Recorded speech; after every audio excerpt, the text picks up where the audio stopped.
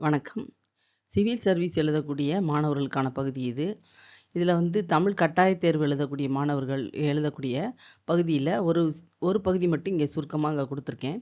இதில உங்களுக்கு வார்த்தைகள குடுத்து, அதை வைத்துக்கொண்டு சொற்றொடர் ஆக சென்டென்ஸ் மேக்கிங் பண்ண சொல்லி குடுத்துருப்பாங்க. சொற்றொடர் ஆக்கம்னு பேரு அதுக்கு. அந்த சொல் அல்லது வார்த்தை என்பது ஒரே ஒலிக்குறிப்பாக இருக்கும். சவுண்டு ஒரே மாரி இருக்கும். ஆனா எழுத்துக்கள் வேறு வேற இருக்கும். பொருள் வேற வேற இருக்கும். அப்படி உங்களுக்கு 5 பகுதிகள் கேட்டிருக்கப்பட்டிருக்கு. அதுக்கான விடை இதில எழுதியிருக்கேன். குலம், குளம் அது 2 இருக்கு. அது சின்ன ல, பெரிய லான்னு சொல்லுவீங்கல்ல. இந்த சின்ன லான்னு சொல்லாம லகரம். லா புது லகரம்.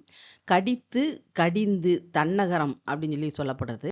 தன்மை, தன்மைனா 2 சொல்லி நாக்கு ரன்னகரம், 3 சொல்லி நாக்கு டன்னகரம். திரை என்பது சின்ன ரன்னு சொல்றது. இடைநிரகரம். திரை என்பது வல்லினகரம். இந்த பழம் அடுத்தது பலம். இந்த இது எல்லாத்துக்கும் உள்ள பொருள் வேறுபாடோட சேர்த்து சென்டென்ஸ் எப்படி ஃபார்ம் பண்றது? இத பார்க்கலாம்.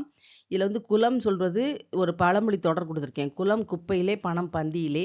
குளம் சொன்னா நீர்நிலைகள்ல குளமும் ஒன்று என்று சொல்லலாம். நாய் கடித்தால் உடனே மருத்துவரை அணுகவும்.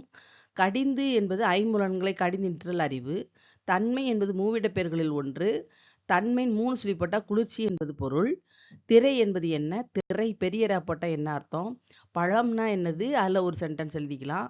பலம் சொல்றது என்னது? இது மாதிரி உங்களுக்கு ஒவ்வொன்னையும் வேறுபடுத்தி சொற்கள்ல நீங்க பொருள் தொடர்ல நீங்க உருவாக்கி